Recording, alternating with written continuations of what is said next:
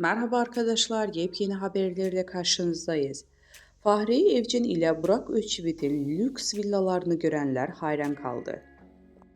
Mutlu evlilikleri ile sanat dünyasının örnek çiftlerinden olan Fahriye Evcen ile Burak Özçivit son dönemde yaptıkları reklam anlaşmaları ile gündemden düşmüyor. Son olarak bir mobilya markası ile anlaşma sağlayan ünlü çift, 2 yıllık anlaşma için tam tamına 8 milyon TL kazanmış. Şimdilerde sosyal medya paylaşımlarıyla sık sık gündemde olan Fahriye Evcen, evinin salonunda paylaşım yaptı. Evcen'in paylaşımlarından lüks evi dikkat çekti. Gold ve krem rengi hakim olduğu evi görenler hayran kaldı.